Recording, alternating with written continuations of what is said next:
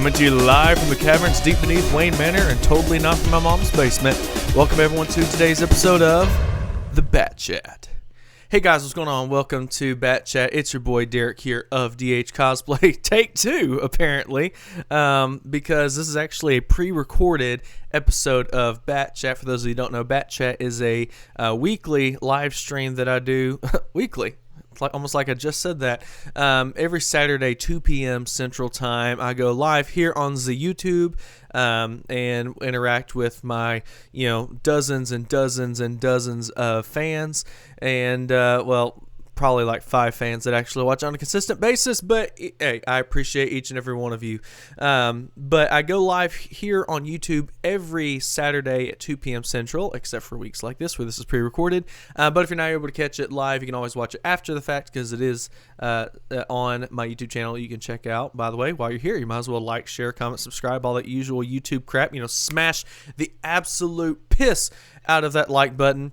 And it'd be a lot of fun if you do, and I would really appreciate it. But if you are just like to the point where, Derek, I cannot stand to look at your absolutely gorgeous baby face and your baby blue eyes for the hour and a half to 2 hours you ramble on every week, you can actually just listen to it on Apple iTunes as well as Spotify. Links to everything is in the description below. Man, I sound like a radio announcer, don't I? I've been told I have a face for radio. And I don't really know if that was a compliment or not, but I'm going to take it as such. But yeah, like I said earlier, or I might have said earlier, I'm taking forever to get around to it. This is a pre-recorded episode of BatChat, mainly because I got a life. I've got stuff I've got to do. And I will be out of pocket tomorrow afternoon, which is when we normally try to do BatChat. And I figured, I might as well, I don't want you guys to miss out on the content, miss out on the goodness that is BatChat. So I figured I would get on with my good friend, Arron, who is waiting in the wings to do a little pre-recorded BatChat for you guys. I hope you still enjoy it. Maybe if I am available, I will actually be in the comment section. So future me, hey, what's up? It was kind of fun last night, wasn't it? Anyway, I will be trolling myself as well as Arron in the comments. I'm sure Arron will be on as well in the comments. We'll be trolling each other. It's going to be a good old time. So without further ado, let me introduce my friend, my brother, my lover, my BFF, bestie for the resty, Arron Brooks. What's going on, my friend? Well, that was it's quite the intro the second time around. I think you have a great face for radio, by the way. So I'm in agreement with that. What's up, man? What's up, man? Me. Appreciate it. Yeah, I made it halfway through my intro last time, and I thought I was doing okay, and I looked down, I was like, crap, I'm not recording. So I figured I'd have to redo it. I was quietly waiting. You were. Quietly waiting for nothing. It was kind of sweet, though, because you're muted during that whole beginning filibuster. You could probably hear you coming through my microphone a little bit during that part, but just because I'm not a professional, so I don't use headphones like I probably need to. But anyway, usually I can't hear you talk. They can't hear you talking, but I did see you were just kind of patiently, just kind of nodding your head and reacting to what I was saying, just being a good little guest. So I do appreciate it. That's why you're my favorite. So. Oh yeah, until your next guest, and they're your favorite. But I do appreciate it because this week I'm the favorite. Yeah. And you might want to look into headphones, for all that, being a content creator and a podcast, like celebrity type. So celebrity. What's funny is I've got because this not only doubles as my man cave / sewing room / Bat's suit display area and got guitars in here too. This also is my studio where I do my music recording and stuff like that. So I've got headphones, I've got earbuds. I just never think to wear them until we get started. I don't get a lot of complaints about the audio quality on BatChat, but then again, I don't get a lot of people listening to it. So maybe if the quality is better, more people will listen to it. But yeah, I've got some, and I might start listening to it. I need to actually go back and listen to a few of these and see how they do. Listen to how the quality is, because I have no idea. It could be crappy. Who knows? I've never had a problem with your audio whenever I tune into the BatChats. So I think you're golden on that. Sweet. By the way, I should congratulate you on having a good fashion sense. We're wearing our matching Batman shirts. And I'm very jealous of your bucket back there. Did not plan that. Yeah, we did not. Yeah. That was actually absolutely an accident. I came on and I just saw he was wearing a black shirt, and all of a sudden I look over there like, holy crap, we're wearing the same shirt. It was not planned, although I don't think anyone's going to believe us that it wasn't planned, but that's all right. No one's going to believe that, but whatever. Yeah.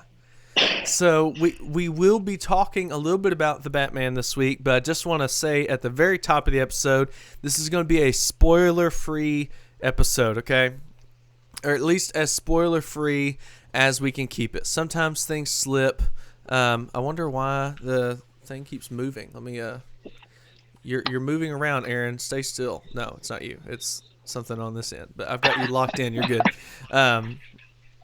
But anyway, so we're going to try to keep it as spoiler-free as possible. Again, sometimes things may slip, and there are going to be some things that we say that some people are going to think are spoilers.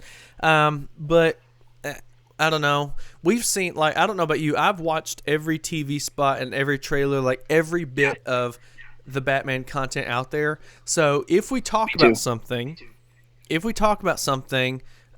are going to be operating under the assumption that you have seen the TV spots and trailers. Therefore, it's not a spoiler. Okay, that's how I'm qualifying that. The scenes and the moments that happen in the movie that we have not already seen in the trailers, we're going to keep to ourselves, but we will talk about certain aspects of it, our thoughts on it. Really, I think that the main thing, I didn't really talk to you about this, but I figure you'd probably like to get in on this, is maybe some of the controversy behind the Batman. Some people that are a little salty about the Batman and a little salty about some of the things that have happened. So we'll definitely get into that. But before we do, I just got to ask about your non-spoiler opinion of the movie. Well, I mean, for non-spoilers, and again, so if you're watching this and you haven't seen the movie, we're going to keep it spoiler-free except for the TV spots because he's watched them all, I have, so we're assuming you have too. I think that this movie, if you're a Batman fan, like if you're, I don't want to say true Batman fan because that's kind of like a slippery slope right there you get on. But if you're a Batman fan of the comics, the films, any of it, you are going to be satisfied. If you're going into this with an open mind, this is to me the best Batman movie that exists. I think it by far passes Christopher Nolan's trilogy, and that's an unpopular opinion. I get that. But I honestly don't think people would be saying that if Heath Ledger was still alive. And that's just my honest opinion. See, we keep it real on BatChat. I don't care if I offend anybody. Like, this is my honest opinion. Mm-hmm. But I think this movie topped all of those. Yes, it's a wrong run time. It's about almost 3 hours, 2 hours and 50 or 55 minutes long. Mm-hmm. But it doesn't feel that way to me. I think that this was the, without spoiling it, I think that this was the Gotham City that you think of in your mind when you read these comic books brought to life on the big screen. I think that Robert Pattinson's performance as the Batman in this was phenomenal. You know, he is definitely one of those actors that can act with his eyes and his emotions in his face. And that's hard to do when you're wearing a cowl. You know what I mean? Yeah. And he nails this. So for my spoiler-free reaction to this movie is if you're a Batman fan, 10 out of 10, you know, you're gonna like this movie. Right. Well, simple as that. I agree. There's not much to say. I don't know why you're in. I don't think you can see it on your end, but like I don't know why your little display on OBS keeps moving around. So hopefully it's not a distraction for people. But it's no big deal. I can take it down. No, not no. It's nothing you're doing. So, okay, the little window, I mean, you've seen BatChat, so you know how, like, your camera's like in a little box. Your box keeps moving around. Shouldn't have said that to you. It's not moving. Huh? I don't think my box is moving around. Oh, man. Again, we keep it real here on BatChat. As soon as those words left my lips, I'm like, that was the wrong thing to say to this guy. Anyway, so, yes, I will agree with you wholeheartedly about it. I think it's definitely the best Batman movie we've seen. Okay, best is subjective. When we're talking about best Batman movie, people are going to ask, well, what are you basing that off of? I will say this. When I say it's the best Batman movie, and maybe you'll agree with this, it's the most Batman movie we've ever gotten. Not only in terms... Yes, that's the better way to put it. Not only in terms of Batman screen time, because Pattinson was in the bat suit for at least 90% of his screen time. And that's not a spoiler, or that might be a spoiler. Well, actually, no, I feel like that's been discussed before. You can tell by the trailers, you hardly ever saw Bruce Wayne, but you saw a lot of Batman. Right. So I guess we got into a little spoiler there. Yeah, spoiler alert, Robert Pattinson is Batman in this movie, everyone. And he's Batman for quite a bit of it. So, yeah, it's a lot of Batman screen time. But, and again, not spoiler territory, because this is stuff established in the trailers and stuff like that. When I say it's the most Batman, it's because we get the most aspects of Batman. We get the detective work. We see that in the trailers. We get to see his interactions with Gordon. We get to see his interactions with thugs. We can see his interactions with Selina. Even in some of the more recent TV spots that came out, we see a glimpse into where Bruce Wayne is mentally at this point in his life. Yeah. Because, a complaint that some people had, and again, I've already kind of said this much, so I'll go and address this. Some people feel like there's not enough Bruce Wayne in this movie. I think you're kind of missing the point, because we're not supposed to see a lot of Bruce Wayne in this movie in terms of the public persona of Bruce Wayne. So in my opinion, Batman as a character has three different personalities, or three different modes, I should say. You've got Batman, which I think is his most natural, most comfortable mode to be in. That's what he would rather be. That is who Batman truly is. And then you get Batman Unmasked, which is basically Bruce like in the Batcave talking to Alfred, talking to the Bat family, talking to people who know he's Batman, who he can kind of be himself around, but he's not necessarily trying to intimidate people. And then you have Bruce Wayne, the playboy, philanthropist. We really see how at this point in his life, how he balances those or not balances it in some ways. So I would definitely, I have no issue in saying that this is the most Batman movie we've ever had. So if that's the metric, which it is for me, it's the best. Because like you mentioned the Nolan trilogy tackled only a few aspects of the Batman character, and I think you and I actually talked about this at the last podcast as well, that you were on. They're not comic book movies, nor are they trying to be. Christopher Nolan had a specific vision, a specific idea of this is the story I'm wanting to tell. This is the vibe that I'm wanting to set. And really, it's not so much a Batman movie as it is a Christopher Nolan movie that he kind of squeezed Batman into. Same opinion I have about Batman 89 and Batman Returns. They're not really Batman movies.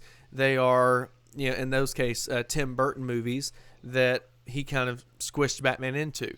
But I mean, if you look at several other like Christopher Nolan's movies and kind of his directing style and everything, he could have made that same movie changing very few elements about someone like Arrow or any other masked vigilante, because there was nothing really exclusive to Batman other than a few things like obviously the bat imagery and things like that, but like it still would have been a Nolan movie if he changed a few small aspects of it that made it less Batman, if that makes sense. Same thing with Tim Burton with Batman 89 and Batman Returns.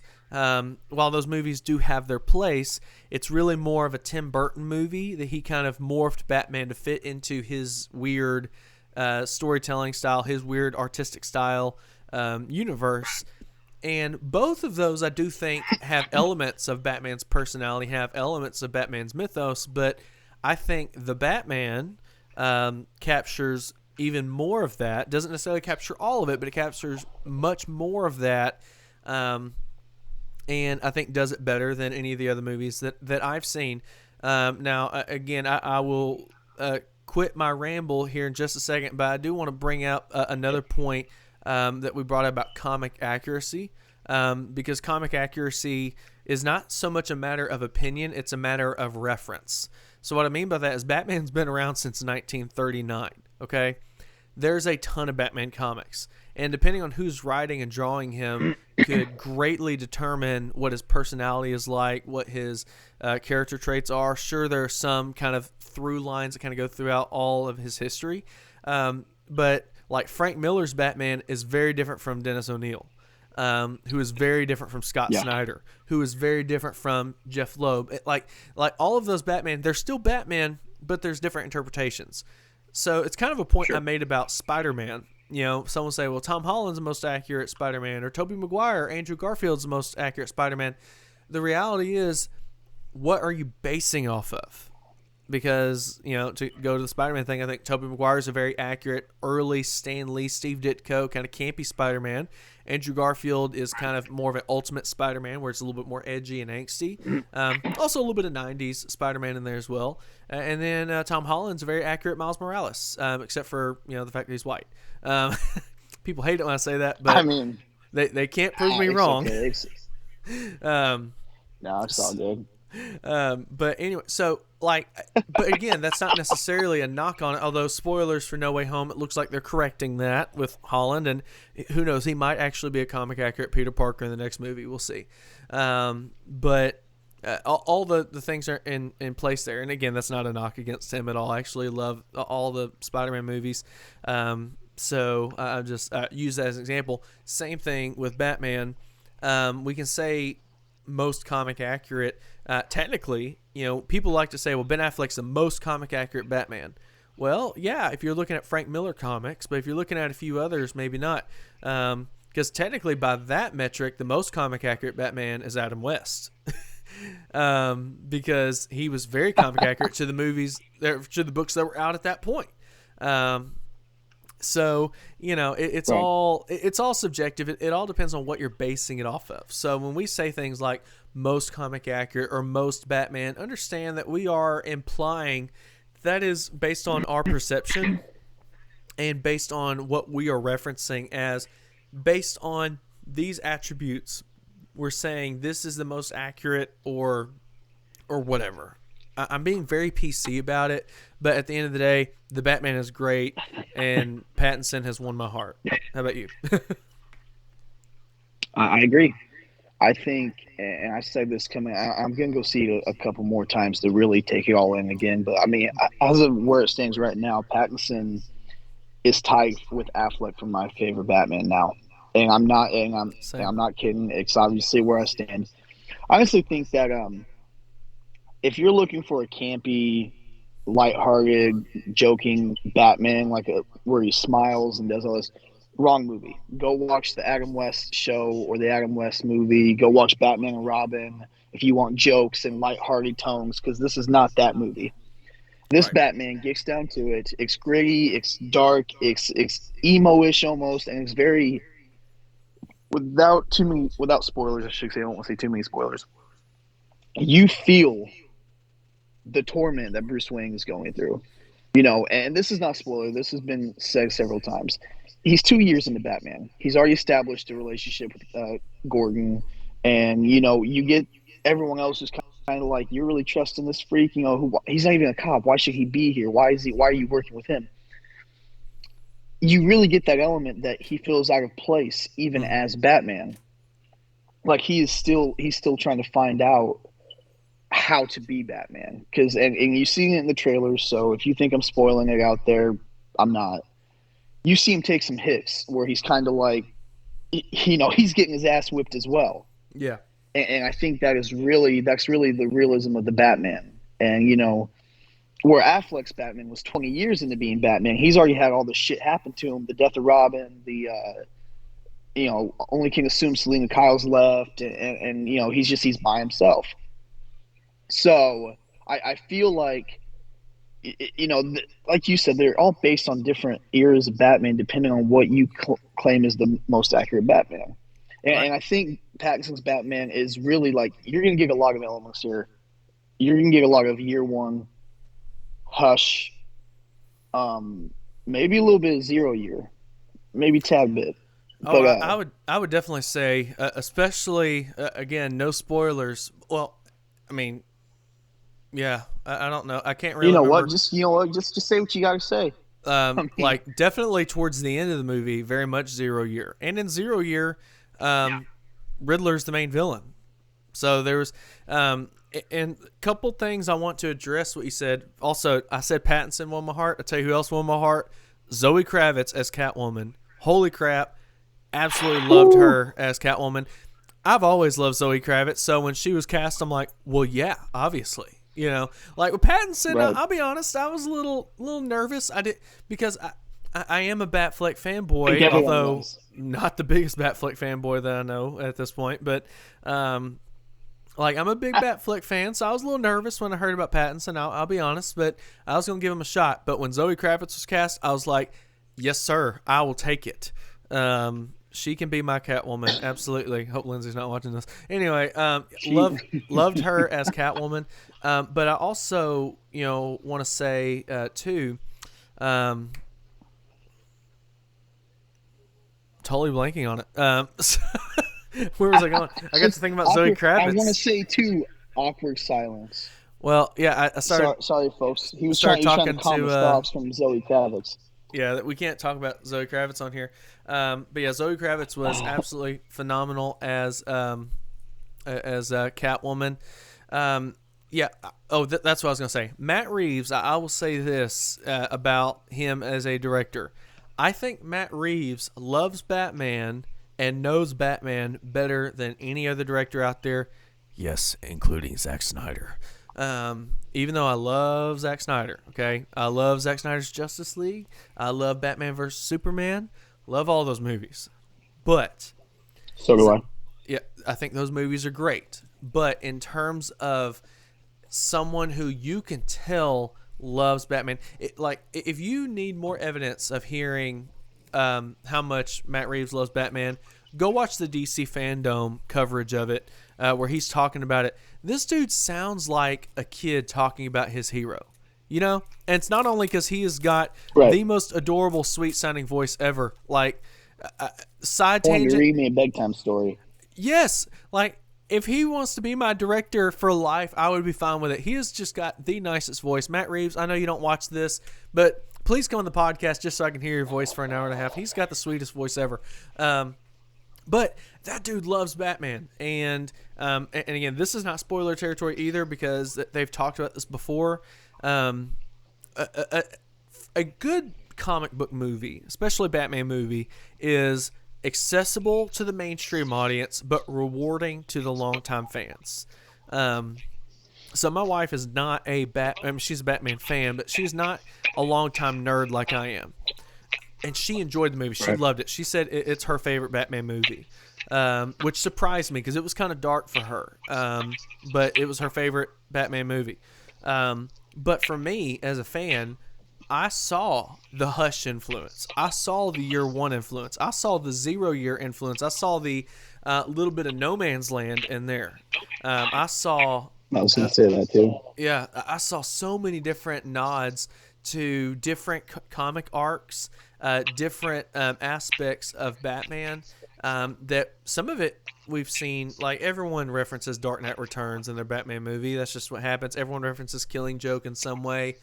But, like, I've never seen, like, everything from the vibe of Gotham, like what you said earlier, that is the most, like, okay, if you were to show me Christopher Nolan's Gotham, you would just be showing me Chicago, right?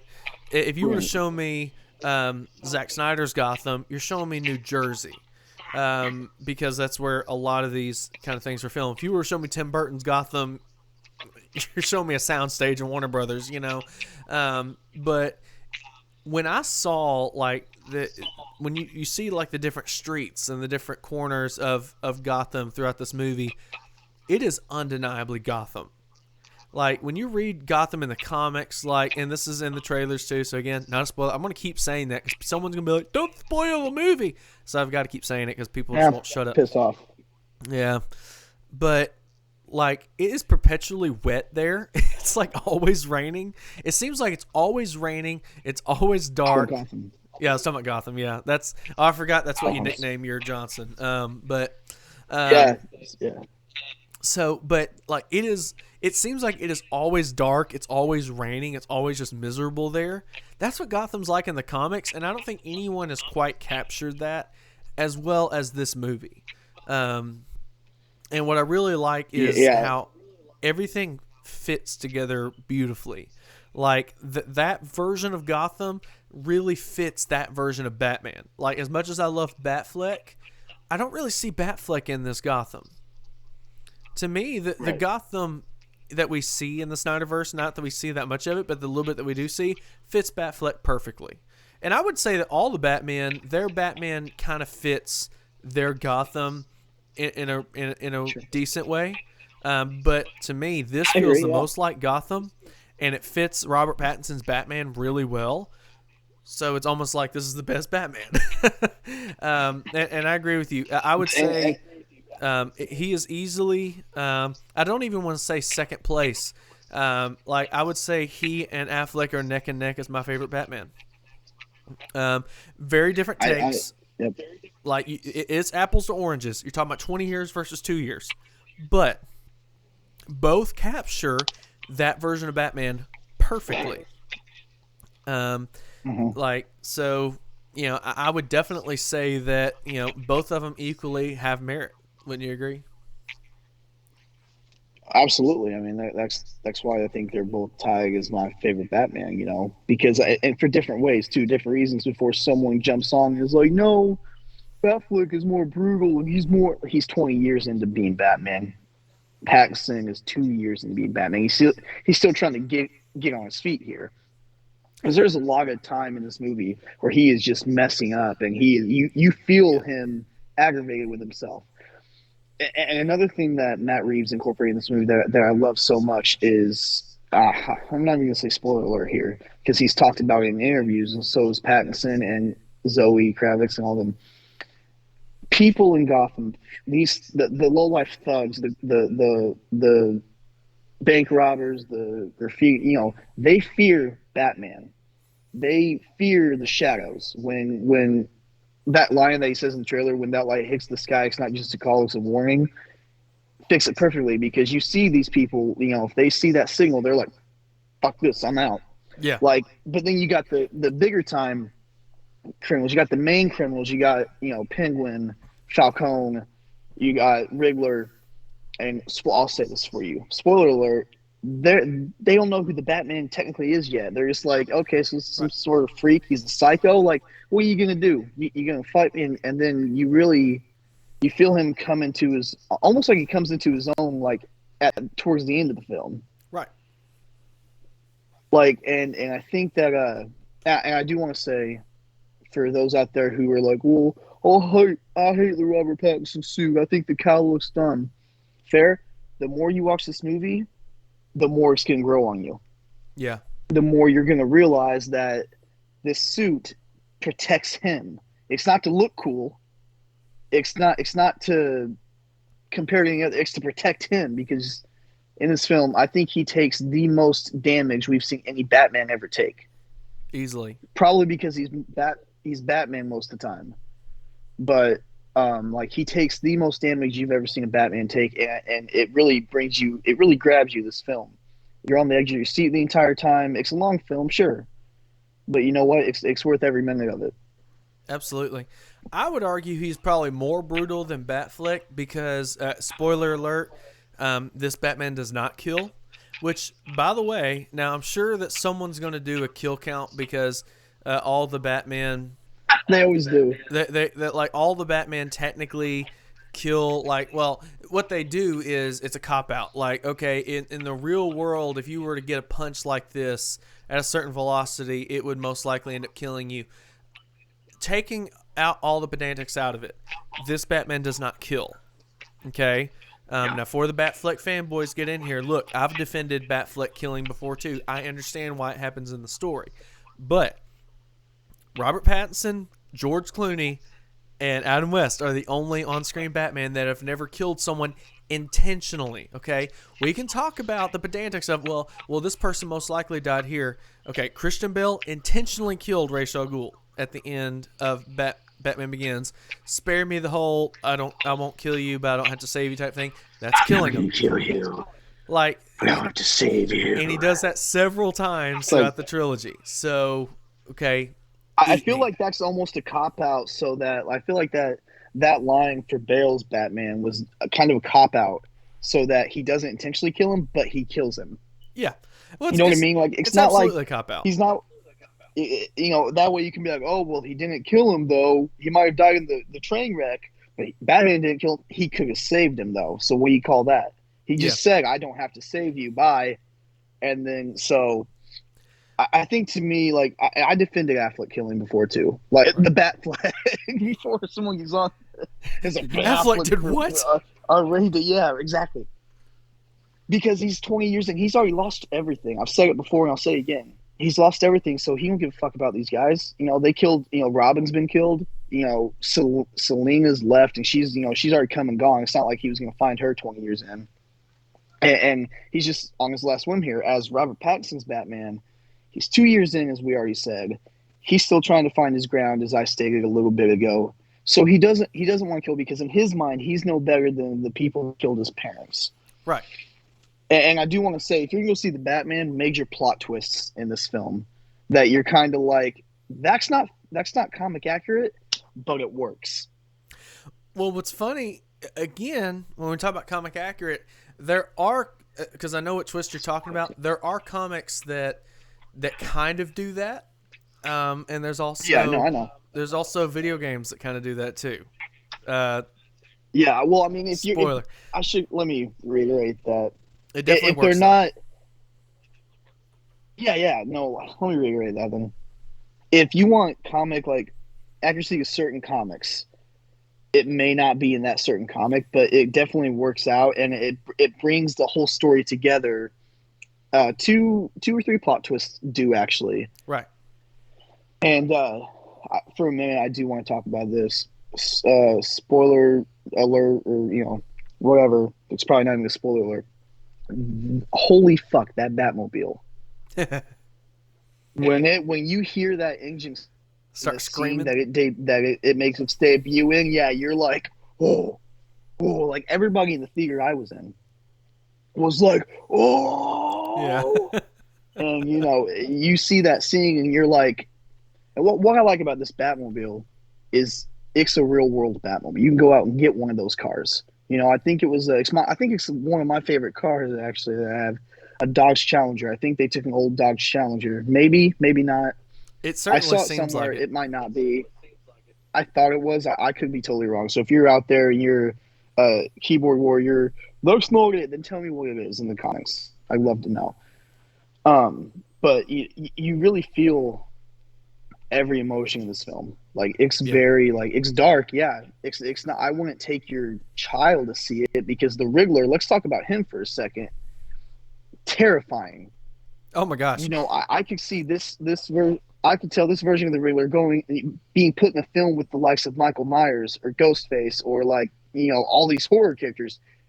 He's terrifying and it's brilliant. I love it. The first time you see him in the movie, I as well as my wife audibly gasped the first time we saw him because you're not expecting him. Then all of a sudden, even though I knew because parts of that scene were in the trailer, so I kind of knew to expect him. Then he just pops up. You're like, holy crap! So yeah, it's great. The way he comes onto screen, most certainly the way he comes on screen is just, it's like, oh shit! Like there's no build up to him. There's no origin story for him. He just appears and then does his thing, and it's just like my oldest son. He's 7. He wants to go see it. I'm like, nah. You can probably wait till HBO Max or something. That way, if you don't want to watch it, you can turn it off. Yeah. Because before I wouldn't spend the money. Yeah. Right. Yeah. Because the Riddler is terrifying. It's Paul Dano, however you want to pronounce it. Did a fantastic job as the Riddler. Dano, yeah, he did a fantastic job as the Riddler. Way better. I do want to praise Jeffrey Wright. Way better. I do want to praise Jeffrey Wright for Commissioner Gordon. That was spectacular. I didn't think anyone was going to really top Gordon and Gary Oldman because he did a really good Commissioner Gordon, but Jeffrey Wright, I think, honestly, tops his Gordon even. That's bold to say, but I really think he does. We can't really say much about J.K. Simmons because we haven't seen much of his Gordon. He looks the part, sounds the part. What I did see of him, I love him as Gordon. But what we saw with Jeffrey Wright, you may disagree, you may agree, but I think that he was a perfect Jim Gordon. Yeah, I have absolutely no complaints. What's funny is, and they explore some of it in the movie, but not a whole lot. This could be potential spoilers for the GCPD show, which we don't know anything about. But anyone who knows Batman Year One, okay, the comic, the movie, whatever, everyone who knows that story knows that's more of a Jim Gordon story than it is a Batman story, easily. He is I can probably see a young J.K. Simmons, going through some of that and doing some of that. I can absolutely, I would love to see a Batman Year One in this universe, where you see the story of Commissioner Gordon, because you can totally see it. For one thing, he's not Absolutely. Commissioner. He's just Jim Gordon in this. I think he's just a lieutenant in this one. But either way, I love the dynamic they have, because something that, again, you can see this in the trailers, something that you don't really see a lot in this. There is a significant age difference between Batman and Gordon. There's about a 10 to 15 year age difference, usually. I don't think there is in real life in this one. I don't know how old Jeffrey Wright is, but I don't know. But I don't think there's that much of a gap. I think he's that old. But Jim Gordon, and this is not something that's talked about a lot, Jim Gordon is, in a lot of ways, a father figure to Batman. They do eventually, as his career progresses, and as he gets older, they do tend to take on more of a peer or a friendship kind of role. But Commissioner Gordon is like a bit of a father figure to Batman, and I don't think that has ever really been explored as much as in this movie. Because even with the flashbacks we see in Batman Begins, where we see a young, beat cop Commissioner Gordon when he puts the code around Bruce and everything, but then you flash forward, 15 years or whatever, and you see Christian Bale, they look like they might be 5 years apart, and they're good friends. But you don't get that father figure aspect. You definitely do in this. No, yeah. There's one scene in it that is talked about in the TV spot. We won't talk about it, but it is pretty hilarious. Not necessarily like this is a comedy, but it is such. I think you know which scene I'm talking about. It is such a Batman and Gordon interaction. It's just, they have that vibe. Way more so than any of the other. I agree. Way more so than any of the other screen used ones we've had. I do want to talk a little bit about the suit, though, because you and I have talked about it and debated about it before, and I want to retract or maybe clarify some of the things I've said about the suit in the past. So recently, there have been some very up close, very high def shots of the suit in person, the actual screen use suit, and it's still not my favorite. I still much prefer the Dawn of Justice bat suit, but Absolutely. I would say Dawn of Justice, the Justice League. I don't like the Justice League tactical suit. Then this suit, okay, it is my ranking for top 3. Everything else, maybe begins in there at some point. But the reason for that is because my number one complaint about this suit is, for one thing, I much prefer the more fabric look that we got with the Batfleck suits. I was annoyed that they went back to a tactical, rubberized armor. Turns out they didn't. It's like a Kevlar type suit. It is a fabric suit that's got some padding and reinforcement underneath. So when I saw that, because my issue was it was like this rubberized armor that also with the leather cowl. Now that we see that it is a fabric, canvas, Kevlar type material on the suit, and then a leather cowl, I'm like, okay, the textures make a little bit more sense together now. I will say the cowl is still not my favorite, but it made it much more, it flows together much better now. So I am happy saying that I actually really like this suit now. I've never hated it. but it's never been like one of my favorites. But now that I've kind of seen that, I was like, okay, I would rather see something like that than a Dark Knight suit any day of the week. Absolutely, yeah. That's It's still yeah, not no, as I agree. Batman looking as like a DOJ, a Justice League, or a Begin style suit, but it's not supposed to. Not I at think this that's the point. point. It's not Wayne Tech, or kind of. If you read the prequel novel, some of it is, but like it's not Lucius Fox. It's not Wayne Tech. So Tony, I love you, buddy. I know that was your argument a few weeks ago. Like this doesn't look like something comes out of Wayne Enterprises. It's because it's not, and it's not supposed to be. And I think in terms of what it is, it to me everything flows together much better, and I like it much more now. And so I'm sure you're happy about that because I know you and I have gone back and forth about that suit quite a bit. I, when the suit got revealed, I think I was the only one in our like friends group because for those that don't know, me and Derek are really, really close friends. We have and we have some other like really close friends that we talk to every day. I think I was the only one in our close like friends group that liked the suit from head to toe. I think I was the only one, and not to brag or nothing about it, but now that I've seen it I'm happy that you say that because now that we see on film, and if you're one of those people that were like Derek and you don't like this suit, like I said a little bit ago, it's going to grow on you because you're going to keep seeing it and you're going to see elements as to why the suit is the way it is, like why the bat signal does not have ears or the tail like that. You're going to see why it doesn't have like all the shapes and things as the regular emblem would. You see why. Hey, can I interrupt you it's real heavier quick? up here. Can I Yeah, interrupt you? yeah, your show. I just want to point out this is not a spoiler. This is just me being proven right because everyone said it and they were wrong. It's not a gun. That's not a spoiler. Yeah. No, They it's talk not. about it in a behind the scenes thing that I've seen going around YouTube and going around Facebook, so it's not a spoiler. It's a knife. But it is not made from the gun that killed his parents. I said that from the beginning. No. It does not look like that at all. Anyone who says that has never seen a gun before, I guess. It's not a gun unless the gun is from Star Trek. It's not a gun. So if you think it's a gun, you're wrong. And I've been telling you you're wrong for the past almost 2 years now. And it is finally set in stone that it is not a gun. It is a knife.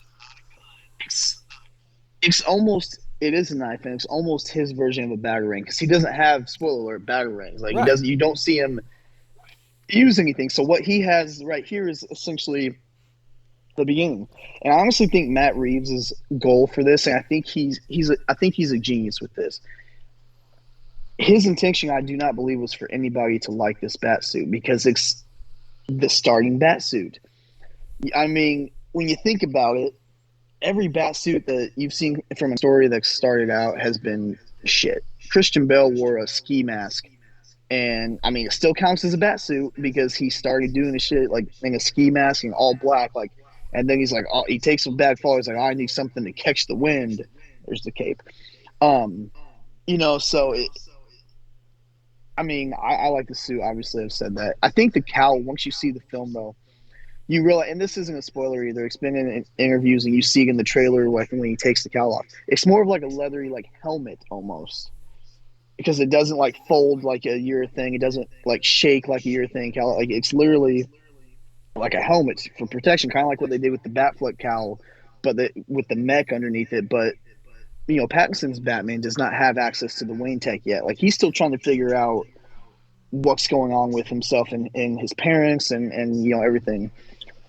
So actually, I don't know if I should say this on live or not, but I'll just say this for those, We're not live, so it's okay. Oh, okay, good. We're not live, but you don't need to edit this out anyway. I have a bat suit that's about to be made for me that I designed based off of some concept art for the Pattinson suit. But the now that the maker and I have it together, like the image of it together drawn up, it really is more aspects of like that Kevlar fabric armor that you see in the Batman, which I thought was cool because we put this thing together before those images were released. And so I think that's cool that they went with that because I wanted like an armor suit, but without the armor, if that makes sense. I wanted something kind of like fabric without all the bulkiness of like the Arkham style, where you got straps here, straps here. You got shin guard. Like that's not my cup of tea when it comes to a bat suit.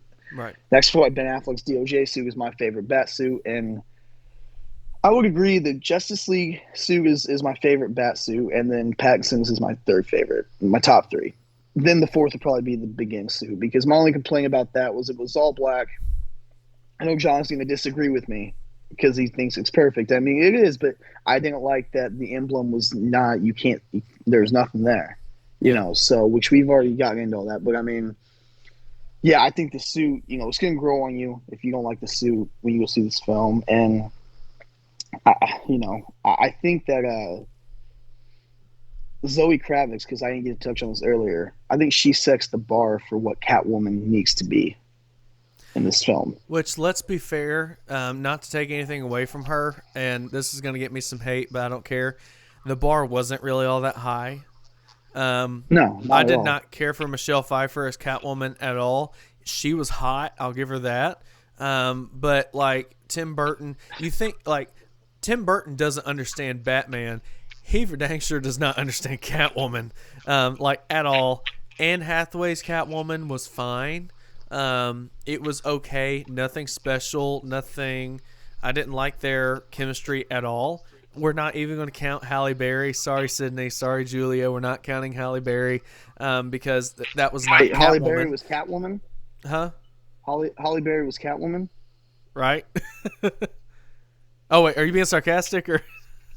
Yeah, no. Okay. I remember that. I'm trying to forget that one. So if you're a Halle Berry Catwoman fan, I'm sorry. She was hot. I'll give her that. But that's literally all she's got going for. Every Catwoman's been hot. But it's more than just like, to me, I think it's more than just because Tim Burton's version of Catwoman was more of a sex symbol to be there. More of like the kind of like the Batman's like, he's going to be banging her. Like, right. You know what I mean? Like, and nothing to take away from her performance as Catwoman. I thought it was fine. I'm probably going to get a lot of hate for this too in the comics. Whoever tunes in later on and is like, no, she was my favorite cat. Great. I'm glad she's your favorite. But she was there as a sex symbol. She was the all leather. Like, I mean, come on. Especially in the 80s or the 90s. Yeah. Well, it was just like, okay, she's Catwoman, right? So, like, she dies and then her wounds get licked by a cat and then their saliva transfers her cat powers onto her. Yeah, I think that's it. Like, no, Tim Burton, you're an idiot, man. Like, that's just stupid. Like that. I was about to say that's the worst Catwoman origin, but they did the exact same thing in the Halle Berry Catwoman, and it sucked then too. At least Anne Hathaway. What? I'm just going to say really quick to interrupt you. I'm sorry. But I have not watched the Halle Berry Catwoman since I was a kid when it came out, or a teenager or whatever. I have not watched that movie again. And I'm not going to. Sorry, go ahead. No, it was on, I can't remember what channel it was on. I was scrolling through TV. I was like, oh my God, I thought people were trying to forget this movie. I forgot about it. I was like, what is this? Like, it's seriously like, I don't know how they got away with calling that Catwoman. For one thing, she's not Selena Kyle. So, like, it has no ties to the DC universe. It's not Catwoman, okay? Sure, they had the rights to the name and the likeness of the suit, but it's not Catwoman. The whole thing, it takes place. It's just weird. Anyway, I don't even remember it. So, but not to take away from Zoe Kravitz, because literally we've had 3 on-screen Catwomen, including her. Am I forgetting anyone? No, 3 on-screen Catwomen, and honestly, I can say without hesitation, she was the best one. And she was. Here's why she was the best. She was Catwoman. This sounds ridiculous, but she was actually Catwoman. She was a cat burglar named Selena Kyle. She wasn't some gimp who got, her.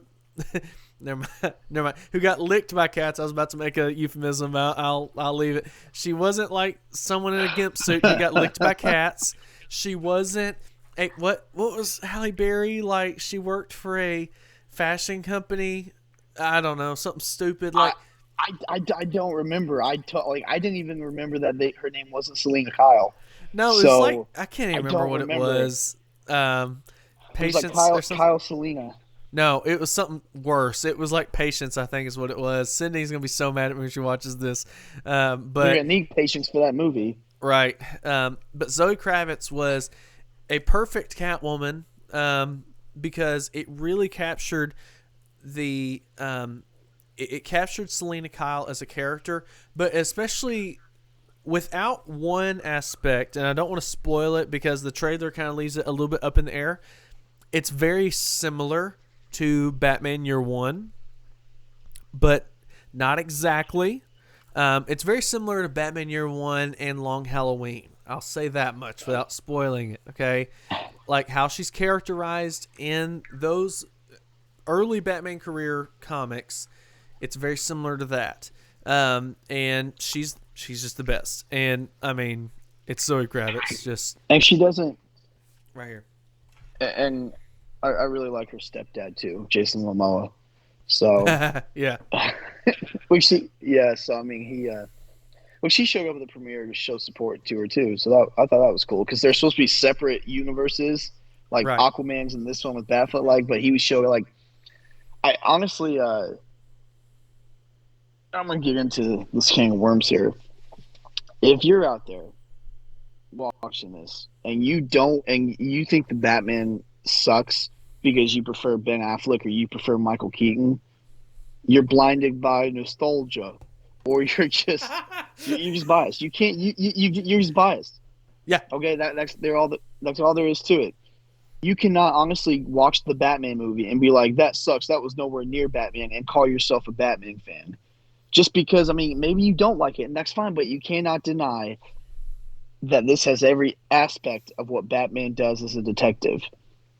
That this has every aspect of what Gotham City reverts to in the comics. It's dark, it's gritty, it's dirty. There's crime everywhere. It's raining all the time. There's stray dogs and cats everywhere. There's homeless people out there everywhere. There's robberies going on all the time. Like, it's just dirty. You look at that film and you're like, why would anybody want to live there? You know, you're like, why doesn't Batman just go off to Metropolis and fight down there with Superman? You know, and yeah, and like this is what Gotham is, and if you disagree with that because your favorite Batman is Ben Affleck or your favorite Batman is Michael Keaton or Val Kilmer or whoever, then I'm sorry to tell you, but you know, I don't want to say your opinion's wrong. You know, with all due respect, I I respect get what your you're saying. I opinion. respect your opinion. Yeah, I respect your opinion, but you're wrong. No, but yeah, I went into this with both high hopes and but willing to be let down just a smidge. Instead of thinking 10 out of 10, I was willing to go in there like, all right, solid 8 out of 10, 8.5. And I went in there and I was like, holy shit, coming out of that theater. Same. You know, and Derek's playing with a fleshlight. It's a candle. I'm trying to set the mood. It's not working. Oh, okay. Well, it's fine. I'm always in the mood. Trying to light a little doobie. No. Yes. Here's the thing. I will play devil's advocate a little bit on here because basically, like we said earlier, if you don't like this Batman because it's not your favorite, okay, it's not the same comic accurate portrayal of Batman that Ben Affleck's was. Because again, guys, we're talking about year 2 versus year 20. So Ben Affleck was a very comic accurate Batman, and I would say the most comic accurate up until this week. Because he was very accurate to that Frank Miller Dark Knight Returns style Batman, kind of that era of Batman. Robert Pattinson is not like that. Frank Miller's universe is very different. Although we'll say he's very similar to like Batman Year One, but we don't see enough of Batman's personality in Batman Year One. But like it's so I would say that if you just prefer the older, more brutal, murderous Batman of Dark Knight Returns, fine. I will give you that. Robert Pattinson's not very accurate to that. But in terms of normal Batman, like it's just I don't see how, and I have seen a few people that have offered criticisms. Like some of it you can just tell is like, this isn't a Marvel movie, so we are societally bound to not like it because woof, I don't get that. But like you can that makes no sense. And then you get people who are like, this isn't Snyder, this isn't Affleck, so obviously it's bad. I saw one other guy who was like, this isn't Bale and Nolan, so it's bad. And like here, everyone is entitled to their opinion, but subjectively speaking, as a Batman fan, I really like, and I'm going to watch it again tomorrow. I don't know if I told you, we got tickets. We're going to go see it again tomorrow. That's another reason why I'm not going to be able to do BatChat. I've got to take my wife to an appointment tomorrow, and it's right down the road from a theater that's playing it. I was like, hey, look, since I'm taking you out here, I'm pre-recording BatChat. I'm taking you to this appointment. I'll take you wherever you want to go for dinner. Yeah. We're watching this movie again. And so we are. And maybe I think I'm going again this weekend too. So maybe I'll come back and do a BatChat after dark. Like, the Batman sucks. I just need Batfleck back. I'm going to kill myself and dye my hair. I don't know. Too far. But yeah, shots fired. But, you know, hey, the reality is that was a little far. Sorry. No, it wasn't. Fuck it. If you can't be on the internet without getting your feelings hurt, then get off the internet. Well, okay. I'll say this. I understand some people feel like they can't watch or support anything Warner Brothers does after what happened. Let me explain something to you guys, okay? And we'll get into this. This will probably be our last topic because I'm sure you and I will go on for a while on this. Okay. Back in 2015, 2016, during the filming of Justice League, midway through production, or actually fairly early in production, I should say, Zack Snyder had a tragedy occur in his family, and he was not able to continue filming the movie. So Warner Brothers, we should also clarify that before this, Marvel had a very successful shared universe, which had been unheard of at that point. All of their movies post 2008 have been tied together in some way. Well, with the exception of the Amazing Spider-Man movies, but anyway, like the MCU, like all of their Marvel movies, for the most part, were connected to each other in some way. They just released Avengers a few years prior, and it was absolutely amazing. It was groundbreaking. It made them a lot of money. DC wanted that Avengers money. They wanted that MCU money. So they made the worst decision they could possibly make, and they hired Zack Snyder to help build that. Now listen, I love Zack Snyder. I love Man of Steel. I love Dawn of Justice. I love Zack Snyder's Justice League. But if you're trying to build a shared universe akin to that of the MCU, the worst thing you could have done was hire someone like Zack Snyder, who had a very specific, very divisive vision for what those movies were. Those movies were not, I'll say this, like, yes, he had multiple movies planned, not like MCU's got multiple movies planned. He had like one phase. Like MCU's got like they're on phase 15 at this point. He had one phase, and that was pretty much it. That's why Batman was 40 when he started, okay?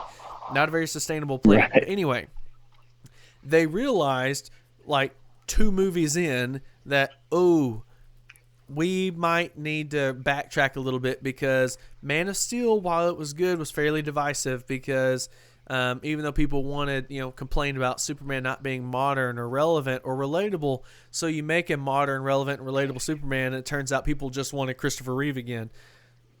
Comic fans are fickle. But anyway, so that was fine. Kidding. Batman versus Superman was very controversial.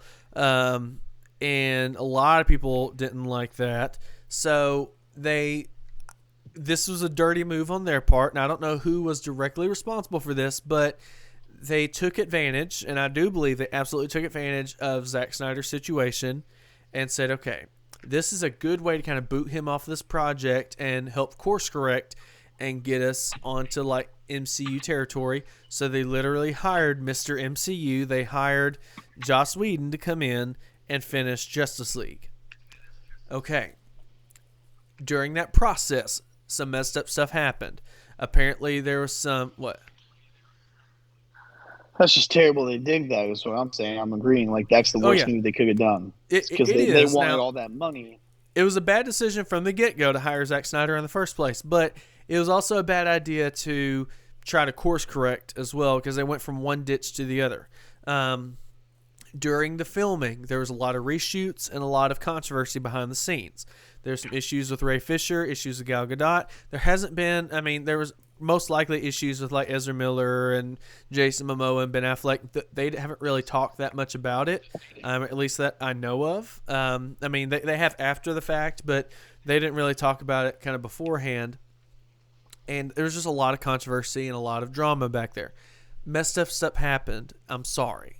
It happened, and it sucks. And there are people that think that they should be held accountable.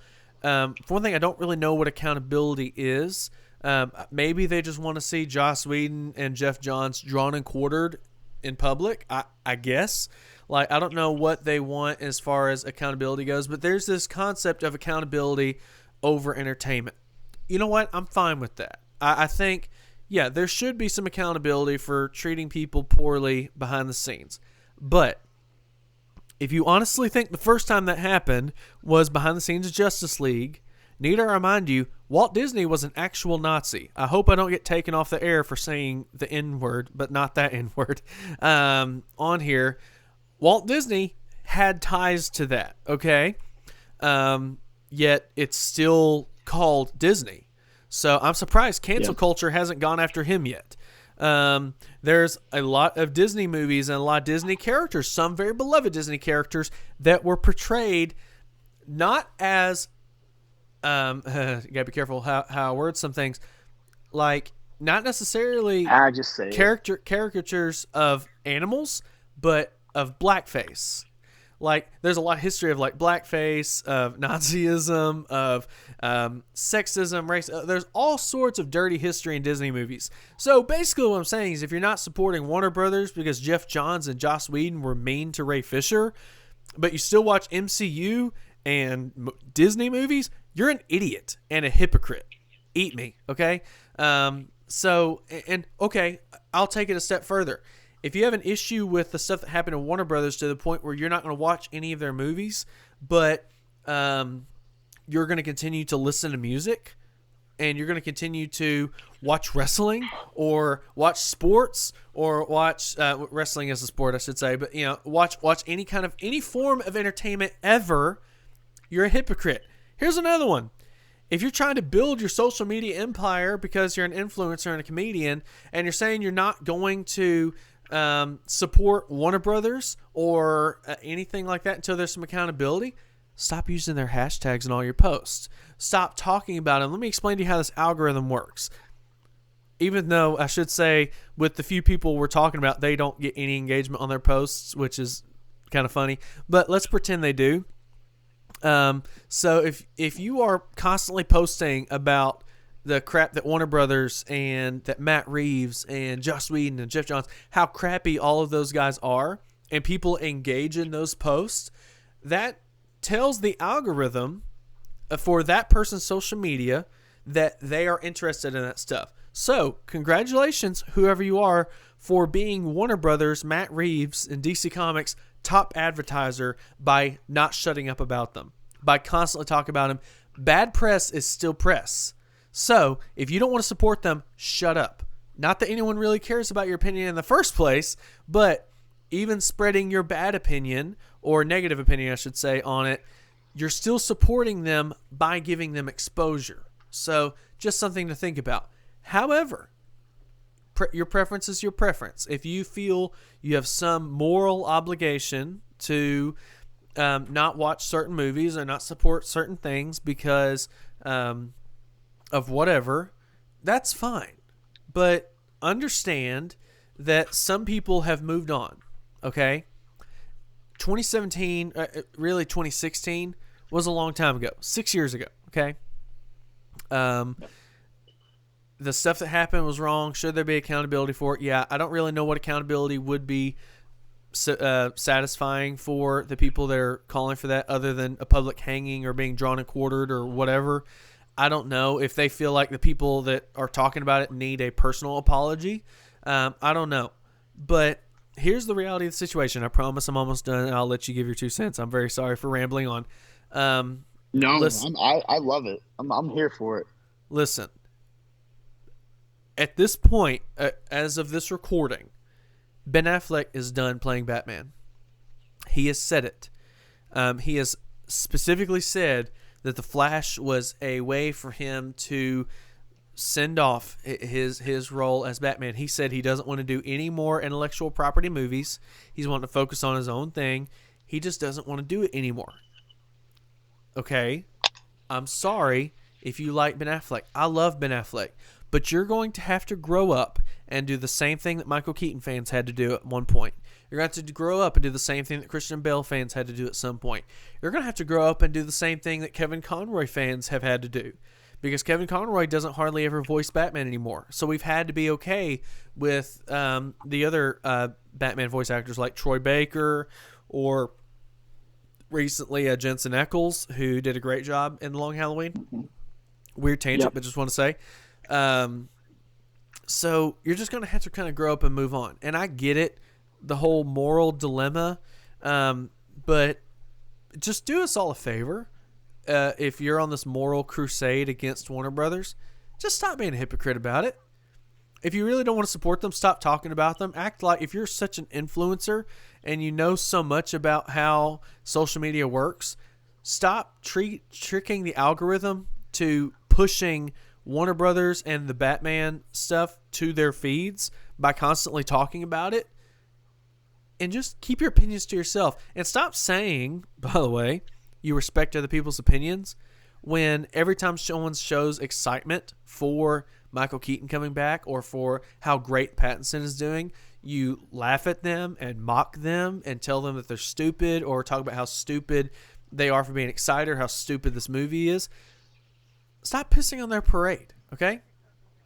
I mean, look, and if you think I'm talking about you, yeah, I am, because I'm sick of it. I'm sick of the negativity surrounding it. Like, it's a drain on my life to the point where I don't even look at your stuff anymore because I just can't stand it. I'm just sick of it, and apparently I'm not the only one. So, do you have anything to add to that? I'm not going to go nearly as long as you did. I do want to say that for those of you that are confused by watching this or whatever, there is a particular person that has been doing that stuff. And if you, like Derek said, if you think this is about you, then it is. This is a personal message to you. We won't say your name on here. We won't out you like that. But I do want to say it's also other people like you. There's a group I've seen on Facebook, a suggested group dedicated to people just like that person that say the Batman sucks because it's not Affleck. Restore the Snyderverse. Do this. Ben Affleck's got to come back because Ezra Miller laughed at that. Someone said Ben Affleck's done, or that Ben Affleck was walking down the street dressed like Bruce Wayne on his way to the cafe to get a fucking Batman-shaped latte or whatever. Look, I mean, Derek, you hit the nail on the head. All I've really got to add to this is that no one gives a fuck, okay? Because simple as that. Like, these people go on these long-ass rants, these Instagram stories, Facebook stories, these posts for about 5 minutes about why this is wrong or why this is wrong. You know what? No one cares. If someone likes the Batman, they're going to like the Batman. Ben Affleck's my favorite Batman too. Well, I mean, now Pattinson is tied with it. But before him, Ben Affleck was my only favorite Batman. I love the suit. I have the suit. You know what I mean? Like, if he wasn't, he great. Great at Batman, great Bruce Wayne. But it's time for some fresh blood. Right. It's time. Batman is going to continue to grow. Batman, there's going to be a Batman after Pattinson, and a Batman after that actor, and a Batman after that actor. There'll be Batmans that long after you and I are gone. There'll be Batmans long after everyone. That's how this thing works. I want to add though, and this is the very important thing. Batman is a fictional character. Thank you. Yeah. He's a fictional character. Ben Affleck does not give a shit if you think he needs to return as Batman because he doesn't want to and he doesn't need to. He has other things he's working on. And if you really are a Ben Affleck fan and you want to support Ben Affleck, go watch Gone Girl. Go watch Argo. His other films. I can't even think of it. Argo, thank you. Go watch The Heist. Go watch his other films that he's directed, produced, and starred in because they're great films too. I get it though. If you grew up around Ben Affleck and that was your Batman, fantastic. I get it. He's done. Move on. Stop crying about it. And this is not just to one individual. This is to all of those individuals that are in those groups that are.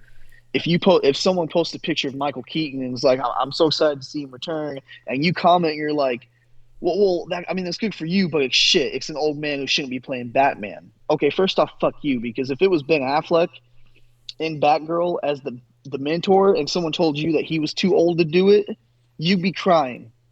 You'd be posting how the internet is so mean to you, how you can't do this or do that, and for fuck's sakes, quit wearing female leggings. For fuck's sake, those do not bring out your ass. You know I'm talking about you. I really don't care if I upset you. I don't care if I'm off your Facebook or your Instagram. Oh, I don't give a shit. But I've had it up to here. Like, everyone's tried to be nice to you. They've tried to help you. But when you consistently shit on other people's opinions because it disagrees with your own, yeah, you're going to get shit on right back. If you can't handle it, get the fuck off the internet. Now this, to some people, you may edit this part out. I don't know. Like, you may edit my whole rant out about this. I'm not a bully. I'm not here to bully anyone. Well, that's exactly what a bully would say. I'm not. But if you think that those people that are commenting on other people's posts about Michael Keaton and Robert Pattinson and saying, well, they're shit, that suit looks like shit, they do shitty performance, they're the bullies as well. Right. If you're going to say, there's always three sides to the story: yours, theirs, and the truth. Right. That's how it is. If you think I am picking on you, if you think that I'm making fun of something you did, yeah, I am. You're going to put it on the internet, take some, criticism, take some, you're going to get ridiculed for it if it's funny. But don't sit there and act like you're not the bully for shitting on someone else's opinion of their favorite Batman. Right. And making that person, because that person that you shit on may be really fucked up, and their only hope, was seeing Michael Keaton as Batman one more time. Maybe they're an older person who doesn't have long to live, and the only thing that they're looking forward to hoping to see Michael Keaton as Batman again. This is a little dark, and I got kind of, I'm sorry for that, but you don't know someone's life. You know what I mean? I can say that because the person that we're referring to, you've told us everything about your life. Like, you've shared that with us. We're not going to mention your name, but seriously, move on. Right. Well, and again, like, I do understand where they're coming from in terms of the whole accountability over entertainment. I get that. I agree. I should add that I agree with that too. I don't think it was right. I'm going to add that really quick, what they did. But to reiterate what Derek said, it's not the first time it's happened in cinema, but like behind the scenes. But are you any better for laugh reacting or posting snide remarks or just overall interjecting your unsolicited, unwanted opinion, or are you any better? Because, okay, here's the thing.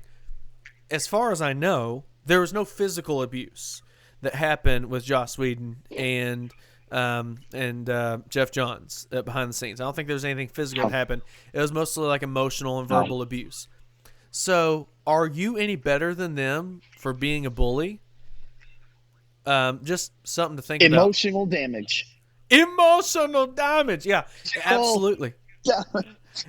Absolutely. That's all it is. Yeah, it's all it is. And look, again, I understand where you're coming from, but you're being very childish and hypocritical if you think it's the first or the last time this has happened. And look, and I also want to say this too. As far as like, because people are going to look on my Instagram like, well, you use the hashtag restore the Snyderverse. Yeah, I do. You'll know why? It's a popular hashtag. Also, I would love to see the Snyderverse being restored. I would love to see. Hell yeah. I would love to see the Batfleck movie. Now, I will say this because recently there was a post about Matt Reeves and how he never he lied. He never intended to use the Batman script. I wish you were paying better attention. That's been the story since day one. I don't know why you feel like, well, it turns out. No, that's always been the thing. Matt Reeves said from the beginning, look, we're wanting to go a different direction. And also, Ben Affleck wanted to go a different direction too. Like, from what we know about the Ben Affleck Batman script, it would have been fantastic. But there wasn't a concrete story. The little bit that we do know about it would have been good. But even Ben Affleck was not 100% satisfied with it. They never got anything finished with it. But the little bit we do know sounds like it would have been cool. I would love to see that. Yeah. I would love to see a Batfleck HBO Max series. I would love to see a sequel to Zack Snyder's Justice League. I would love all of that. None of this is saying I'm giving up on Batfleck or giving up on the Snyderverse. But here's the thing. Nostalgia blinds you and causes you to live in the past. And I don't think that it is healthy to stay in the past. It's okay to have nostalgia, okay? It's okay, like, as I know you and I've talked about, like, your memories with, Batman 89 and Batman Returns. Like, that holds a special place in your heart. Batman Forever holds a special place in my heart. And people give me a hard time about it. Am I going to say it's a great Batman movie? No. But it definitely has merit, but whatever. But that's my nostalgia talking. I think that's fine. How stupid would I be to be like, we haven't had a real Batman since Val Kilmer? That would just be silly. But, like, I like, there's nothing wrong with liking it, and there's nothing wrong with wanting that stuff to continue. But the reality is, based on what it's looking like right now, present day, as of the recording of this, at 11:06 p.m. Central Time, March the 4th, it does not look like we're getting Ben Affleck back as Batman. It does not look like the Snyderverse is going to be restored. Who knows?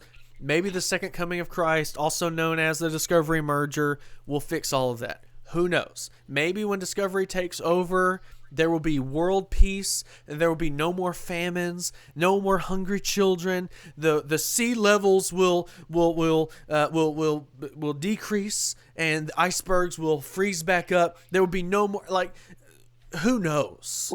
It could very well be the Second Coming of Christ whenever Discovery takes over. But as of right now, Robert Pattinson in the Batman came out today. Go watch it. It's great. We love it. We recommend it. Would 100%. I also love the Batfleck movie? Yes, obviously. But that's not what we have today. Yeah. What we have today is the Pattinson movie. If you don't like it because of some weird preference you have, you would I just can't get past how silly the suit looks. You know what? Totally your prerogative. I think that's kind of silly. I think it's kind of superficial. But, that's fine. If that's the way you feel about it. But at least be honest about your opinion. Don't be a hypocrite about it. I think that's really the biggest thing. Don't be a hypocrite. I agree. Stop using a issue like, okay, we talked about Bucks County Batman. I don't mind mentioning his name because I don't care. We mentioned guy. Exactly. We mentioned him taking advantage of the Black Lives Matter movement to get social media clout. Guess what? You're no better than him if you are taking advantage of the emotional damage, not to reference that joke, but if you are something to throw. Yeah, literally capitalizing and taking advantage of the drama that happened with Joss Whedon and Jeff Johns behind the scenes, if you're capitalizing on that to get engagement, to get likes, to get a following, or to get your opinion out there, you're no better than Bucks County Batman, and I happen to know how you feel about Bucks County Batman, so I hope you sleep well tonight thinking about that. Just, again, You can believe whatever you want. You can have whatever opinion you want. Just don't be a hypocrite about it, okay? But if you don't like the Batman, you're just wrong. Yeah, right. That's funny. And I do want to state this too, so it can't bite me in the ass later, because I'm going to speak the 100% truth. I'm still a Batfleck fan, and I hope when this merger happens, I would hope Ben Affleck could be Batman in his own way. But I'm telling you right now, like Derek said, as of today, it's not happening. Maybe I'm wrong. Maybe we're all wrong, and I would gladly that'll eat these happen. words. I'll be the first one. I will too. I would too. But right now, I'm happy with Pattinson. I think he did a fantastic job. I think we kind of got off track of that subject, which is fine because it's BatChat. We do whatever the fuck we want here. Right.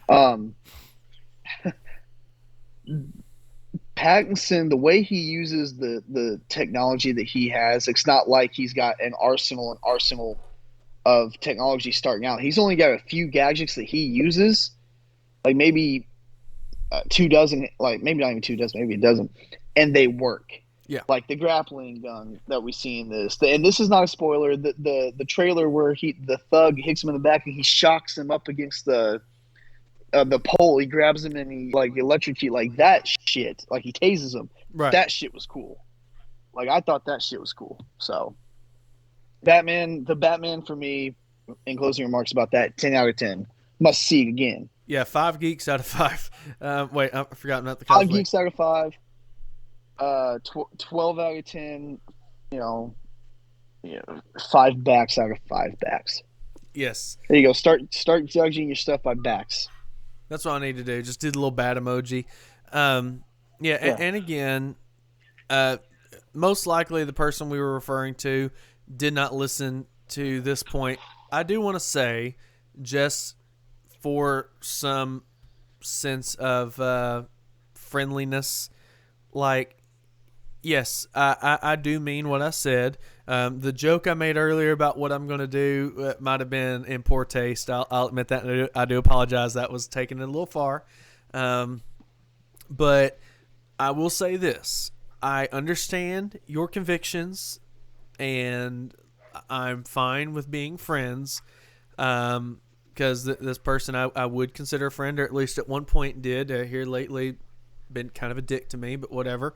And maybe I deserve it because I haven't exactly been friendly either, at least in terms of the fact that I have not agreed with said opinion. So obviously that makes me a troll. But anyway, if you're willing to have a grown-up discussion about it, I'm totally fine and totally down to do it. But I think, I'm not ashamed of the fact of saying I loved the Batman. I think it was great. I'm going to watch it tomorrow. I'm going to buy it when it comes out. I'm going to watch it on HBO Max. I'm going to buy the prequel novel if I can ever get my hands on it. I'm going to support this. I'm going to, because I love what they're doing with it. If you've got a problem with it, guess what? Unfollow me. I couldn't care less. If you don't like it, you think I'm wrong or a hypocrite for supporting it, that's fine. Just don't watch my stuff, and just like I don't watch your stuff anymore because I got tired of your crap. I think that if you think that the Batman is not a game changer for the Batman world, I mean, that's your opinion. That's fair. But you cannot deny the amount of promoting that they have done for this film. If you look in other countries and other cities, they got billboards. They got spotlights that are shining the Bat emblem on buildings and like the Riddler's question mark, like the logos. This is the most promoted Batman film in history of Batman. Like, I mean, maybe I'm wrong, but I do not remember a Batman film being promoted this much. Maybe Batman 89, because that's kind of like when we talk about Batmania, that was kind of in Batman 89. But even then, I feel like this is way more. I mean, Little Caesars has a Batman pizza right now. I mean, they may not have it no more because the movie came out, but they had a Batman pizza. Like, they have Dr. Squatch, the soap company, released a special edition 2-pack of the Batman soap. I ordered it. You did? So can I have one? Yeah, hell yeah, I did. Hell yeah, I'll order you one too. Shit, it's $20 for it's fucking good. I'll smell like vengeance. I want to smell like vengeance. Good little Easter egg there. No spoilers, but yeah.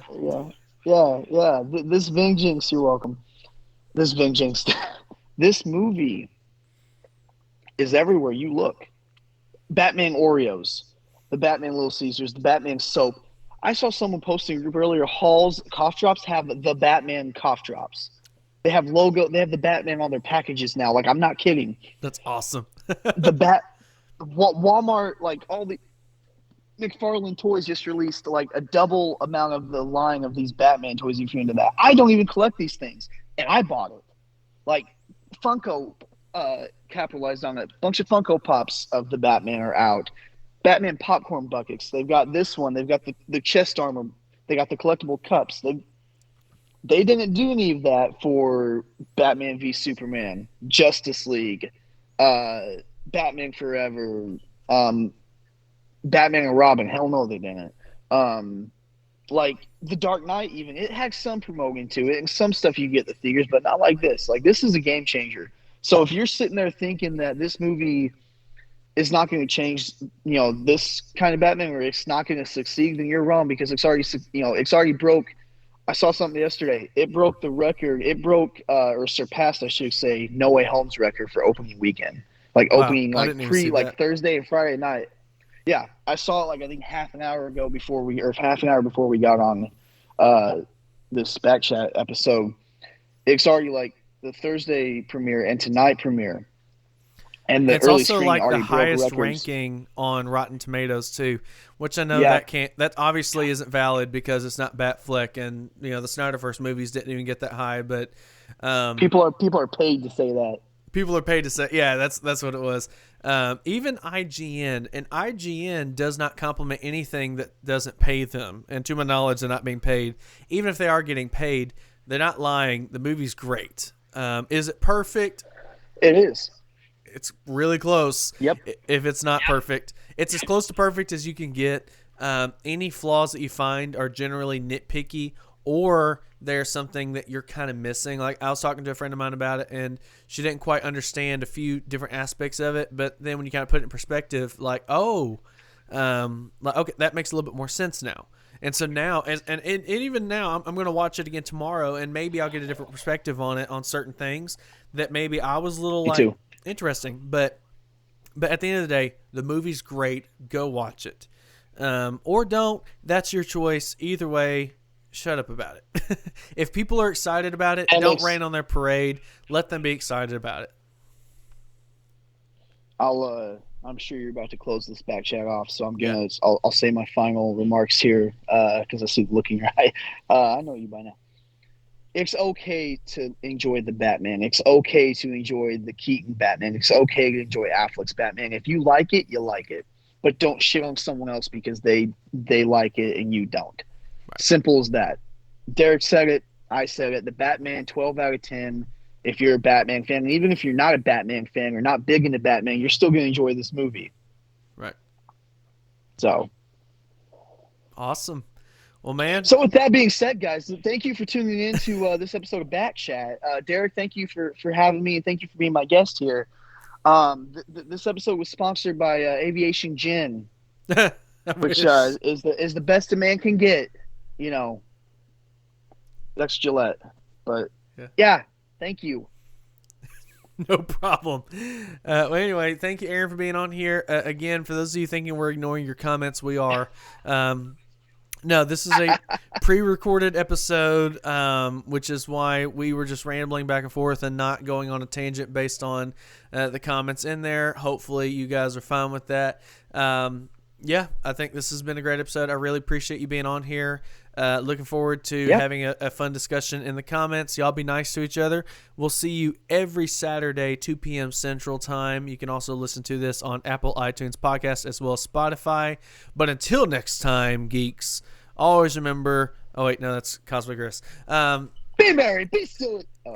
And have a cracker of a day. I need to have Cosplay Chris on here at one point. I would absolutely love that. Me too. Speaking of cosplay, let's anyway, get to thank you guys for watching. I'm going to mute you real quick before you out me. Thank you guys for watching. Y'all have a blessed day. We'll see you next week. Same bat time, same bat channel. And, we'll see you then.